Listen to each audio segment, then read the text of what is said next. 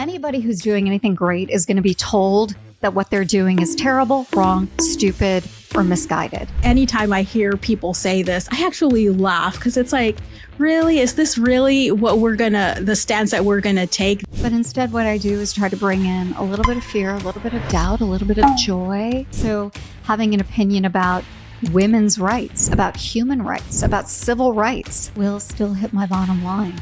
To this day, 20 years later, it still hits the bottom line. To be a good person in this world, there's so much unpaid labor involved. This is what I do in the world. I help people feel unashamed about being human. Everyone wants to be HR famous until they realize it takes more than clever posts and conference selfies. Laurie Ruettimann has spent nearly 2 decades shaping the conversation, from CNN's recognition to global keynotes to her punk rock HR podcast. Today, we're pulling back the curtain on what it really takes to turn influence into a career.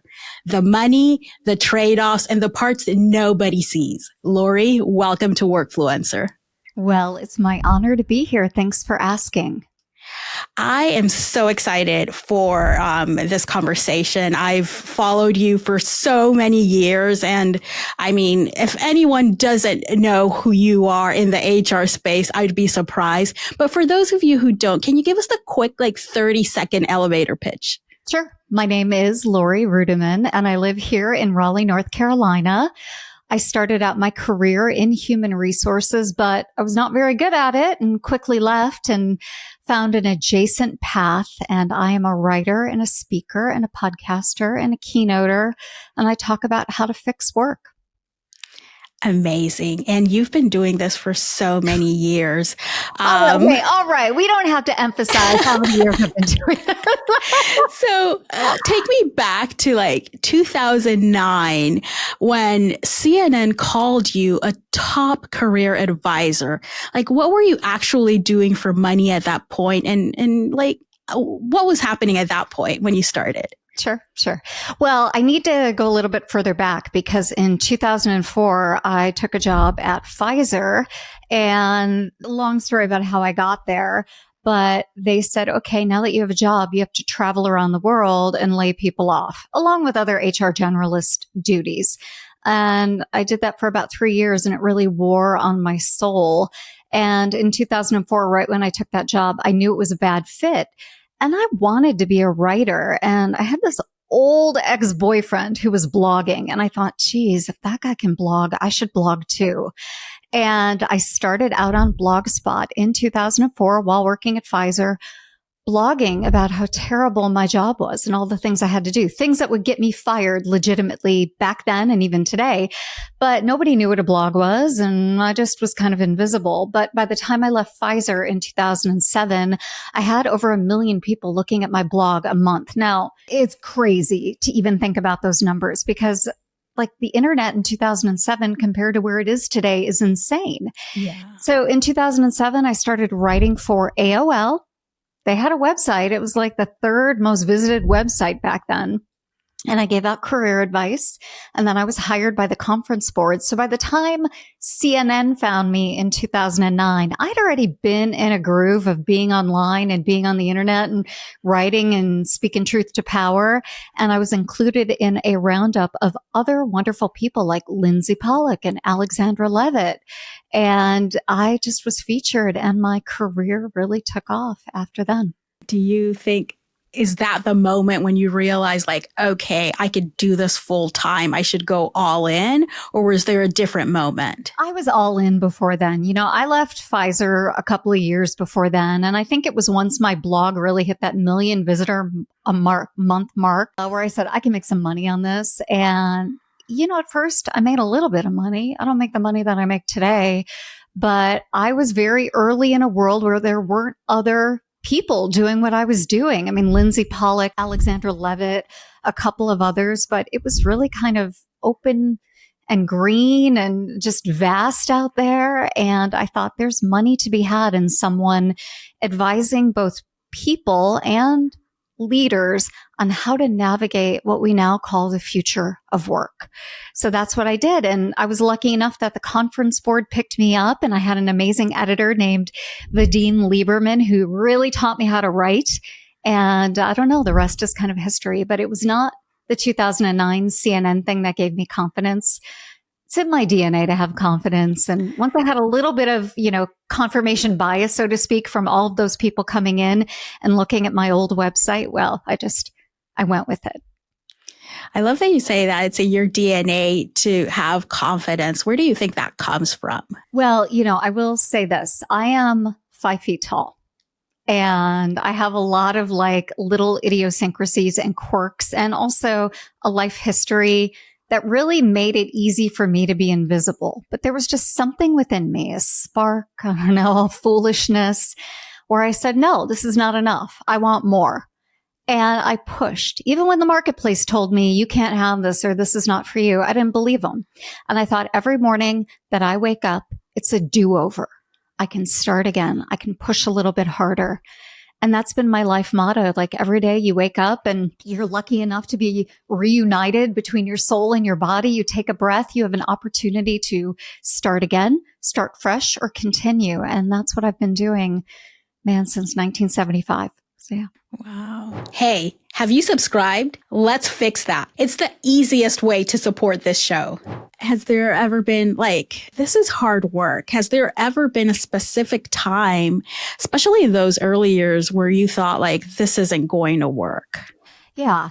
I right away when I started transitioning from writing online to actually dealing with executives was very quickly reminded of why I left the world of human resources. Because if I didn't have any power and influence internally, I was not going to have a lot of power and influence as an HR consultant, as a blogger, as a writer, or a speaker. And again, before the world of influence, there was the world of blogging. And so if you think influencer is a much derided term, you should be called blogger and see how good that feels, right? So I would show up somewhere to offer consulting and they would say, well, what do you know? You're just a blogger. I'm like, you're right. Okay. Obviously I'm just going to take your money and not do anything here. So there were a lot of external messages from men in power, women in power, boomers in power, who are like, you think you can teach us something? Go ahead and try. But I did try and I persevered. And I have worked in my very early career as an HR consultant with a lot of amazing brands. I worked with Penguin Random House. I worked with Google. I've worked with many large and awesome media companies and brought their HR team kind of into the 21st century around digital media and abundance thinking and, human-centered leadership. These were the things I was talking about 20 years ago. And I know people who worked with me then, well, they really consider it a blessing and pivotal in their career. So, Rhona, anybody who's doing anything great is going to be told that what they're doing is terrible, wrong, stupid, or misguided. And I had all those messages, but I just believed in myself and I kept pushing and I kept going. And honestly, people kept writing me checks even while insulting me. So I don't know why that is, but I took those checks and I just kept pushing. Funny thing, and I've been having conversations with other people in your space that have been doing this who are very respected voices like you are. And then there's this whole thing in our industry where people are like, well, if you're not actively working in HR, then why should we be listening to you? And then there's me looking from the outside saying, well, someone's paying them. There has to be a reason why they are a respected voice. Yeah. You know why everybody should listen to me? Because I'm right. Time and time again in my career, people have been like, you're dumb. This is stupid. And there are myriad examples, whether it's social media or human-centered leadership or workers having power or executives swinging the pendulum back and really trying to stamp out that worker power where I have been right. Unfortunately, sometimes I'm first to market roadkill, but I am always right. I wish I had this kind of percentage of being right in my own personal life. I don't. But when it comes to the world of work and the world of human resources, I am correct. And I know I'm correct. And when I'm maybe incorrect, I learn and I grow from it. So why should people listen to me? Because I rarely get it wrong.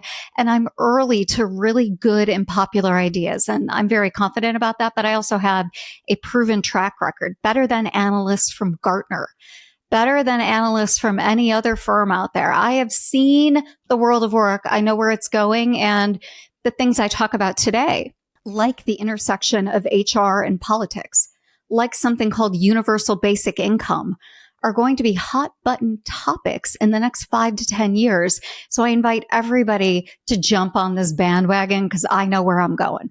I love that. And I love that energy. And honestly, it's true. Anytime I hear people say this, I actually laugh because it's like, really, is this really what the stance that we're going to take? These people have come before us. They've put in the work.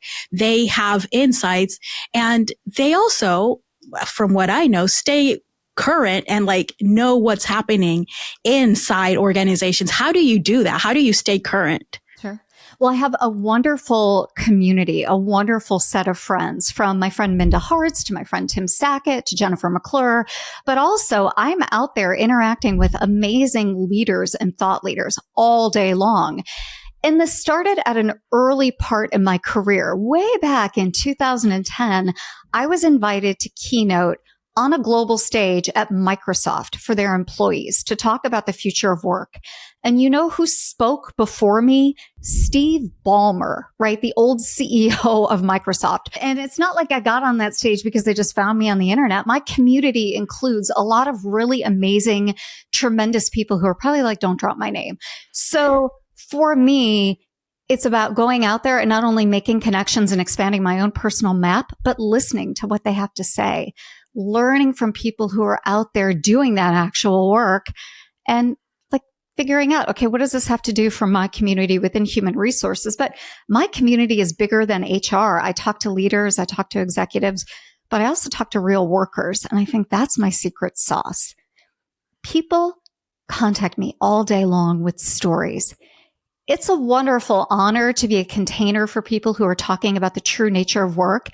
It also could send me into therapy from time to time, but I am really connected with what's happening in the world of work, both good and bad. And I think that just gives me such an edge. Yeah, I really think staying connected is what, and staying connected at all levels, not just in the HR bubble. No. So let's talk real numbers, right? What's the most that you've made in a year from this type of work? The pandemic years were difficult, but between my work with LinkedIn Learning, my own work as an author and a speaker, my podcast, my sponsorships, I have made a lot of money from this space, and it is a gift. And when I don't make a lot of money, sometimes I'm like, what the hell is going on? But I recognize that other people are part of this community too. And I just trust that the money flows where it needs to flow, and I'm always going to be fine. But I will say, in the years where I didn't earn a lot of money, some of those years were my best years. Like I was writing, and so maybe I made the choice to take myself off the road. Or I was creating content knowing that I was building something for some following years. You know, like LinkedIn Learning courses just don't write themselves. So I need to take time, take myself off the market, think about it. And right now, for the past year, I've really been professionally, believe it or not, quiet. I'm not out there speaking. I'm not out there in every city like Paducah or Oklahoma City or wherever, you know. I am building right now. And it comes at a cost to my family, to my savings. You know, when I'm not working, I'm not earning. So I make these choices, and I make them deliberately, knowing that the payoff will be real. How many months of Runway do you keep so that you can sleep at night? Oh, I can sleep at night because I have a lot of things going on. First of all, I'm 50 years old, and I always tell people, I don't necessarily make my money off of my income anymore. I make my money off of compound interest. I make my money off of investments. I have money in savings. I also have a husband who does well for himself, and we have health insurance that's provided for by his wonderful organization, right? So I'm a little bit different. I also don't have children. But when people come to me and say, Laurie Ruettimann, I want to do what you do, I'm like, keep your job and do it while you're working. Start off with a paycheck. Start slowly. And I also tell people when you quit, you got to have 2 years worth of runway, which is what I think you're asking, right? I would never quit a job today without being able to pay my bills for 2 years. And if you can't do that, don't quit. Don't quit. It is so important for you to be inside and making money before you leave, to be secure in your decision. Because when you get out there, the world is going to tell you what they told me, which is you're cute and you're delightful, but who the hell do you think you are? And you can hear those messages better when you've got a bank account full of cash. Yes. 100% agree on that one. But yeah, right now there's a lot of people who've been forced into this world because of all of the layoffs and everything that's happened. But I always tell people, if you have a job, hang on to it for as long as you can, and build up those savings and still make that money, but build that up because it can get rough out here and it's like a roller coaster. It is. It is. And it's also hard on the ego. When you feel like I do, that I'm so right about the future of work and I'm so right about where the world is going, and people keep telling you, nope, I don't want to hear from you. You're not the right person for our organization. And it just helps you feel so much more secure in your opinion when you know you can buy groceries and when you know that you can give out gifts at family events, or you can still take a vacation, right? Or whatever it is you and your family want to do. So I just think a savings account is part of the confidence. The other thing that's really important, and this is something I didn't do initially, is having full buy-in if you have a partner on what the plan is. You know, I left Pfizer and we moved down to North Carolina 18 years ago. And, you know, my husband's like, okay, this writing thing is cute and you're popular, but I'm like, what is this? And we never had a conversation ever about where we were going with this. And it just kind of happened organically. And there are days when he looks at me like, what is going on here? You're going out to film something in LinkedIn Learning. Like, is this really a thing? And I'm like, guess what? It is, you know? And I've been talking about my next book with my husband. He's like, really, this is what we're doing? I'm like, yeah, this is what we're doing, you know? But we never had that one conversation where I'm like, I'm never going back. And I wish I would have brought him on board a little bit sooner, but I don't know. I just am too independent, I guess. And this is like a flaw in my own personal marriage. So when people tell me, oh, I have a dream, I want to be a speaker, I have a passion, I'm like, that's cool. Get your partner on board right away. Right. This is like so incredibly important. And if they're not on board, that's okay. But like, have the conversation about your dreams and your passions, like as soon as possible. That's amazing advice. What's the most expensive mistake that you've made in your career, either financially or reputationally? Well, I write about this in my book, Betting on You. I decided instead of writing a book, instead of pursuing like a passion or a dream, I was going to be a tech CEO. Okay. And there was a startup that had formed and they were looking for someone to be the CEO. And I knew everybody. I was on board with the product. I was on board with the tech. And I did it. I helped to launch a product that went nowhere. And did nothing. And it's such a good idea. It's something I talk about all the time. I believe in this idea called the pre-mortem, which is the opposite of an autopsy. You know, you do a project, like you build a website at work and it fails and everybody talks about why it fails. And you put all your findings in a binder and you put that binder on the figurative shelf. And then you go to build a website a couple years later and nobody looks back at the project and why it failed.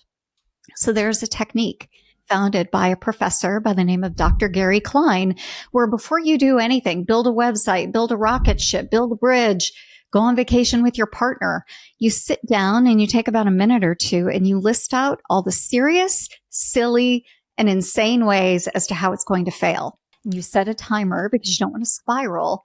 But at the end of 2 minutes, you look at all the ways this thing is going to fail, and then you make a plan to beat failure on those particular glitches. And if you do that, if you make that plan, you hit that low-hanging fruit, you improve your chance of success by over 30%.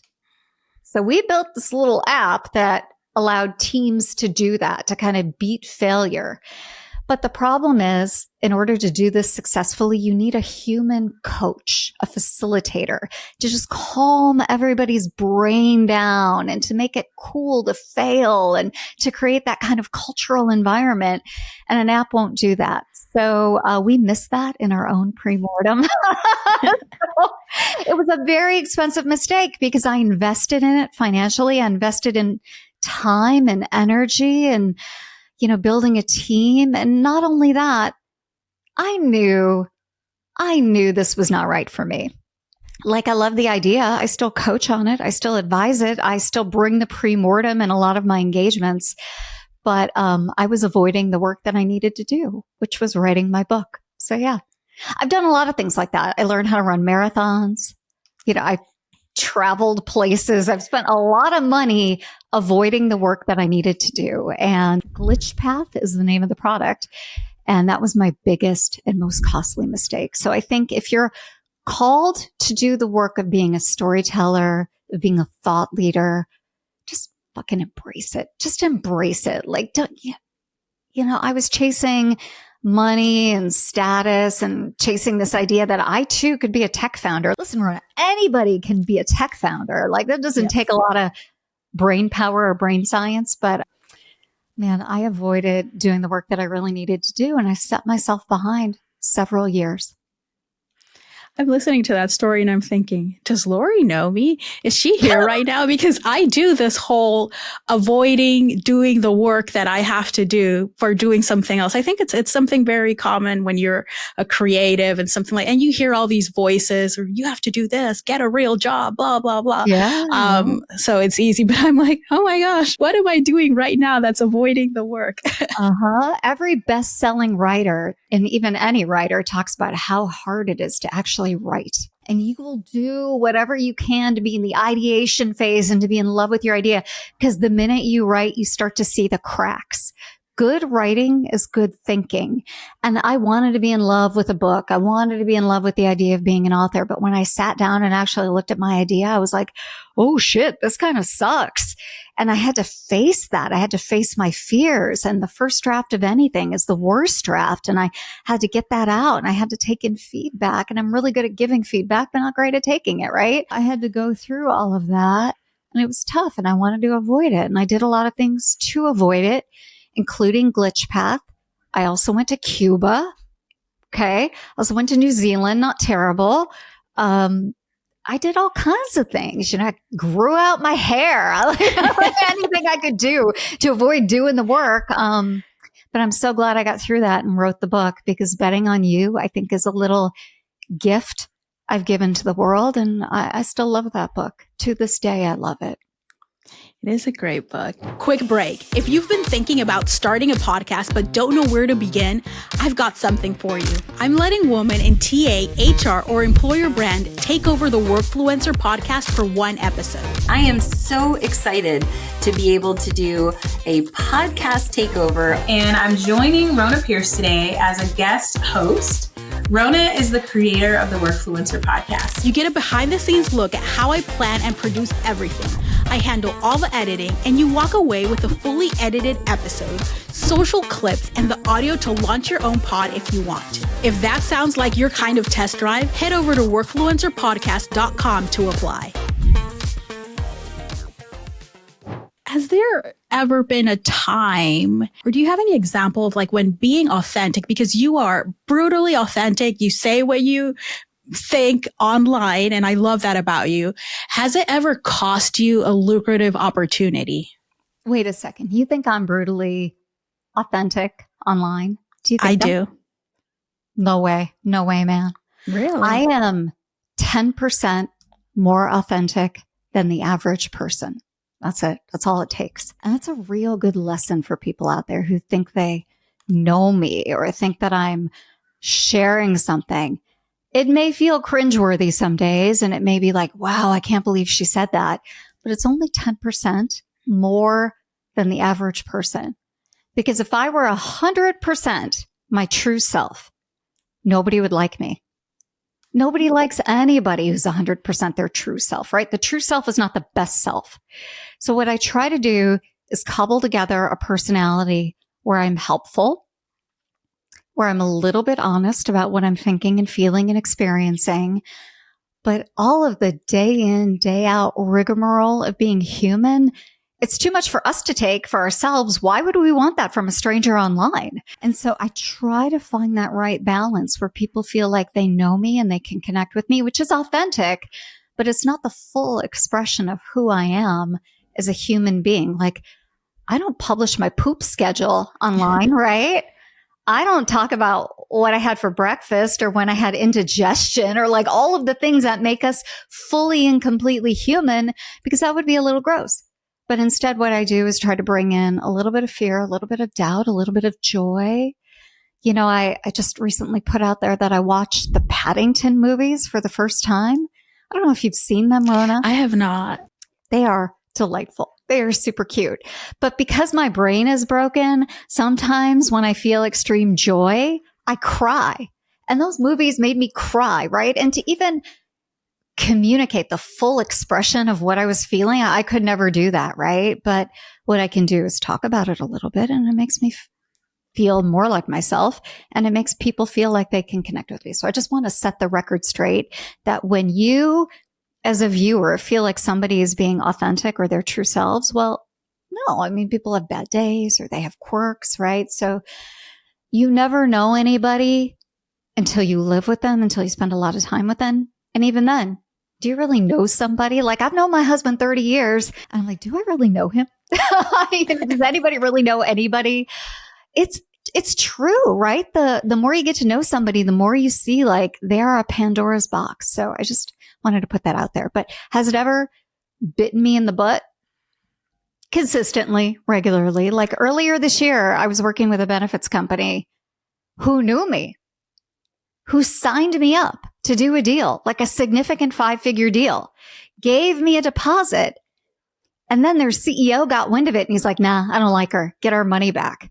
Like, holy smokes. And the answer is, you're not getting that deposit back. You know, like that's what contracts are for, right? Yeah. You know, like, buddy, you got to be kidding me.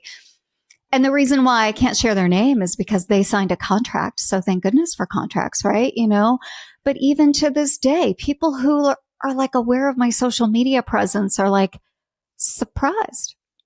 I don't get it. But yeah, being myself, which I always am, or I try to be, still gets me to this day. So thank goodness I don't need that money. I could say no to the rest of that money, right? But man, it still comes at a cost. So having an opinion about women's rights, about human rights, about civil rights will still hit my bottom line. To this day, 20 years later, it still hits the bottom line. So yeah, it happens to me too. Do you have any regrets about that? Well, my husband has regrets. This is the honest part, right? This is the part where he's like, did we sign up for this? And can't you just reel it in a little bit? And the answer is, I do reel it in a little bit, right? You know, if I really said what I thought about this world, I would get no money. So, I mean, I regret that I can't be fully authentic. I regret that people think I'm out there being my true self when I'm really only like 52% of myself out there. And I regret that even holding myself back is not good enough for these corporations. I regret having to participate in capitalism. Like, I'm real bitter about that, which is why I push so hard for universal basic income. Because if I just had a regular stream of money coming in, nobody would see me. I would just go foster kittens, right? But that's not the way the world works. So yeah, I have a lot of regrets about myself, about the way the world is structured. And I just wake up every morning and I try to do my best. I love how you mentioned that you're only 10% more real than other people. And I love that self-awareness, because it's true. It's very easy for us to say like, oh, you're very authentic, and people say it, but as I'm listening to you, it's like, yeah, 100%. Like, you don't, like, no one, I can't even think my husband knows 100% of what I'm thinking about half of the things that I talk about and care about. And it's not anybody else's responsibility to know us. And so in the work of being an influencer, in the work of being HR famous, I've been on a parallel path where I've tried to understand who I am and what my limitations are and what my capabilities are. Because if I don't know myself, I won't know how to present myself to the world. And, when people interact with me, I'm just really a mirror, even in real life, but especially online. I'm an avatar. They think they know me, and it gives them permission. And frankly, I don't mind this at all, but it gives them permission to ask the questions that may be a little bit embarrassing. It gives them the opportunity to admit something that might be shameful or weird or quirky about their careers, to ask for help, to ask for advice. This is what I do in the world. I help people feel unashamed about being human. I help people live extraordinary, ordinary lives, right? People who follow me don't want to be HR famous. They just want to provide for their families and enjoy their lives a little bit more. People who follow me don't want to be business famous in the world of procurement or marketing. They just want to know, how do I wake up a little bit happier in the morning? They don't have crazy expectations, but they just don't want to throw themselves off of a bridge. And many people have expressed that to me, right? That feeling of just being desperate and sad and lonely and feeling isolated. So I create a container for them to feel safe. And I've had to do the work of asking internally, is this what I want to do? Am I strong enough to do this? Am I responsible enough to do this? Am I wise enough to do this? And it's been a journey in my own life, right? To ask myself, can you do this work without being a clinical psychologist? And sometimes I can, and sometimes I can't. And I have to know that boundary, but it is definitely the work of a lifetime. And when I do this public work, if I didn't do the internal work of being stronger, more thoughtful, more grounded in who I am and what I believe in, I would be a failure to everybody. I would be ineffective. So while I'm out there talking about like universal basic income, I'm also in trauma therapy, right? I'm in my own work that I'm doing just to be a better human being for myself. And hopefully that work pays dividends also externally. But even if it doesn't, I have to do that work for myself. Amazing. How much, we've talked about money a bit. Yeah. How much unpaid labor goes into maintaining Laurie Ruettimann, the brand? Like walk me through like a typical week and what people don't see. Sure.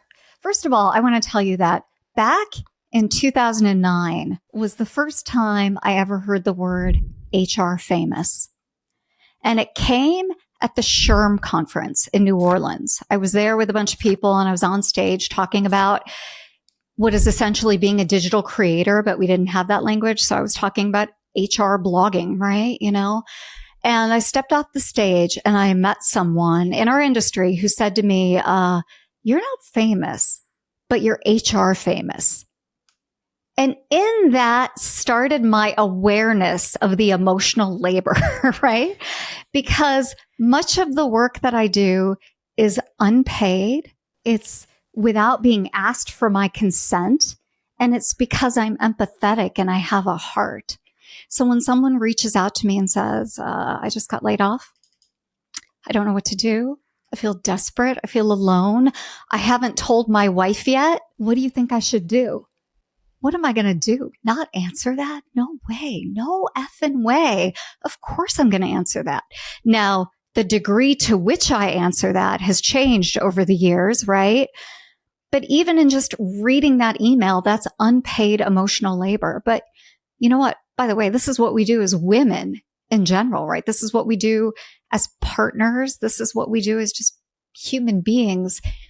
To be a good person in this world, there's so much unpaid labor involved. Again, which is why I believe in universal basic income and universal healthcare and all of the things. Because if many more of us had a floor just to make sure we didn't drop, we could do this. We could be more available. We could be in community with one another. But because there's such an economic pressure out there to pay our bills, to make our nut, all of it, we can't be available. And so I happen to be lucky enough to be available, but much of the work I do is unpaid. Like 90% of it is unpaid. Yeah. I love having these conversations where people are sharing what really happens behind what it takes to do this. Yeah. So wait, I do want to say, so everybody out there, forgive me if I've been somewhere and haven't shown up 100%, but I'm tired. right? That's the other piece. I mean, if we're really truly being authentic about this, I am so exhausted and so tired by a lot of other people's stories that sometimes I just am not perfect, right? I just show up and I'm like, what now? What's going on? Like, who are you? Do I know you? Okay. And like, truly, I do my best, but there are these moments where I'm just absolutely exhausted. And I'll tell you why, because I hear stories of people who are in abusive relationships more than once a week. I hear stories of people who've been laid off and are triggered and remembering the time their parent kidnapped them in a custody dispute. I'm hearing stories of people who have also been kidnapped in other situations. Like, believe it or not, the amount of kidnapping stories I've heard is more than one hand. Wow. It's not quite two hands, but it's been there. I have been sent porn. I have been sent threatening notices. Like, it's just crazy the amount of stuff that I get inbound.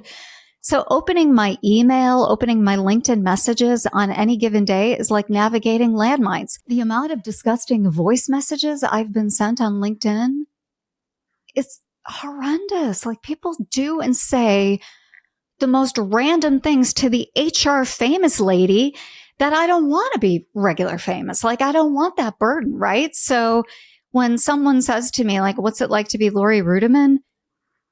It's complicated. Like, it's weird, but I don't know. Like, what would I rather do? Have a 9-to-5 job? No way. So let's ground this, like, it's still pretty good because no one's telling me what to do. So a lot of the people that listen to Workfluencer are either on the path or aspiring or want to be full-time creators. Some may want to be HR famous. After everything that you've shared today, what do you tell them? I tell them that more tears are shed over answered prayers than unanswered ones. That's a Truman Capote quote, and that has been true in my life. I was asked to do a reality show back in 2010, and we filmed a pilot. There was a sizzle reel, and it was me, this guy named Sean Hollenbach, who's a creator and a comedian and just an amazing human being, and a guy by the name of Walter Bond. And so we do this reality TV show where we're going to take people who have just endured the worst aspects in their lives and need a job. And we give them like a makeover, and we look at their resume, and we give them a motivational talk, and we go out there and we set them free and they get a job. Well, I did one of those, one episode, and it never made the light of day, thank God. And I said, I no longer want to be part of this project. Like, I saw that and I was like, this is embarrassing, because number one, that's not how the world of work works. And number two, I don't want to be the mean HR lady who's judging people and giving them mean, harsh, Jillian Michaels-like career advice, right? This is not for me. And so I said no. And the project never took off after that because I pulled myself out of it. And I don't know if they never got another HR lady, but like, I thought I wanted that kind of stuff in my life. And when I did it, I was like, no, this is not aligned with my values.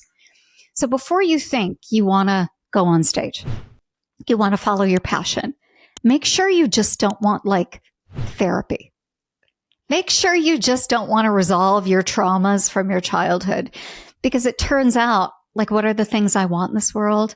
Well, I want financial security and safety, but I wanted to feel loved. I wanted to feel helpful. I wanted people to look at me and go, she's a responsible adult. And I could just do that myself. So I just learned how to do that myself. Like, I know I'm helpful. I know I'm loved, and people do look at me and they do admire me. And it's because of what I've done, the knowledge that I've contributed to the way I've been helpful in the world. It's not because I'm on some fucking reality show. What a stupid thing, I thought. And I'm glad I didn't get what I wanted. Amazing. So if you've ever watched the show, you know there's a segment at the end. I do multiple segments, and I'm testing out a new one. It's called Time to Confess. So we've talked about what it really takes to be HR famous, but right now I'm going to throw a few rapid fire questions at you. No speeches, no PR spin, quick answers. Are you ready? Wait. I'm not a PR spin kind of lady, so you're going to get what you get. All right. So what parts of your public persona exhaust you the most? I think it looks like I'm chronically online, because I am sometimes chronically online, and that's exhausting. I need to find a way to pull back. Right. What's your actual take on the new generation of HR TikTokers and LinkedIn influencers? I don't know them, so I don't have a take. I'm not paying attention. What's the shadiest thing you've seen happen in an HR conference? Oh God. I mean, it's boring. Shady is often boring. So have I seen the hookups? Yeah. Have I seen people being drunk and high and crazy? Absolutely. I think the shadiest thing though is that we're not honest about it. What's it going to take for us to be honest about that? What does it take humanity to be honest about it? I'm sure people who go, and I know this because I've been to them. I've been a keynote speaker at marketing conferences, finance conferences. I've been at construction events, right? All of it, logistics. People are just shady in general. There's something about being away from home, being in a container where you think you're around a bunch of trusted people, and alcohol and a lack of sleep, that our values get a little muddled. Hey, I've been there. You think I haven't been drunk and insane at conferences? People have stories about me. And I think it's just part of human nature. And it's very brave to talk about these things. And not a lot of people are brave. Special souls are brave. That's why we love them. And that's why we admire them. Amazing. So I've loved this conversation. Is there anything that I haven't asked you that you think listeners should know? I think listeners should really know that this thing we're having right now with thought leaders and influencers is time bound and limited. So you shouldn't aspire to be business famous or HR famous or even to be a keynote speaker. You want to do something extraordinary with your life. Figure out where this whole thing is going in 5 years and go do that. But unless you're rooted in the impulse to be helpful for the sake of being helpful, not because you want someone to love you, you want someone to care for you, you want someone to admire you, you're not going to last. I think I have lasted in this industry because I truly want to be useful. I truly want to be helpful, not because it makes me feel better about myself, but because I want to change the world. I want to fix the world. This is my actual calling in life. So figure out where all the shit is going, go do that, but root it and helpfulness. And that's how you're successful. That's what I believe. That's what I'm trying to do. So you asked me about this generation of TikTokers, like, I don't have time for that. I'm focused on what's next. Like, it's cute. Like, all that is really great. But, where are we going in 5 years when work ceases to be work? Where are we going to be in 5 years when people are project-based, suffering, getting gigs? Like that gig workforce that we talked about 10 years ago, that's actually going to start to happen now. So the world of HR, is that even relevant when everybody's just a project worker, just a contractor? I don't give a shit about the world of HR. I give a shit about the world of people. And I think if you root yourself in that, that's where you're going to be successful. So pay attention to people, not industry. Amazing advice. Where can listeners connect with you? Well, please don't connect with me. I got a lot of people connecting with me. I would love for people to find me. Sure, they can connect with me on my website, laurieruettimann.com, on LinkedIn. They can watch all my courses, right? But I actually want to shine the light on some people who are doing really great work. Okay, you ready? Yes. You can connect with me, but I think you should connect with my friend, Ashley Hurd, Herd. She's doing something called the Manager Method, and she is on it and killing it in amazing ways. Nobody needs me to tell them to go check out Minda Harts. But if I'm someone who's thinking about the future of work, she just wrote this really amazing book about trust. Like, hear my voice and go get on Minda Harts, right? I think if there's someone I could connect you with, like who's really truly inspiring me right now, this is going to be silly because he's not looking for this kind of attention, but it is my friend, Carlos Escobar. He thinks about people and work and systems in a really amazing way. So every once in a while, he'll put something on LinkedIn. He's got a really great Instagram feed. He's got an awesome blog. He doesn't do it enough. Go check out my friend, Carlos Escobar, because he inspires me. When he writes, I pay attention. Amazing. And we will definitely add all of those links in the show notes. Thanks again for being on Workfluencer today. It was my pleasure and my honor. Thanks for inviting me. Thanks so much for listening. If you're enjoying the Workfluencer pod, share it with someone who's changing how we talk about work, or who should be. And hey, if this episode gave you ideas or inspiration, leave us a 5-star review. Reviews help other listeners find us, and honestly, it makes my day. Workfluencer is produced by Perceptible Studios. Learn more about how we can help you use video to attract, engage, and retain qualified talent at perceptiblestudios.com. Thanks for listening, and I'll chat with you next week.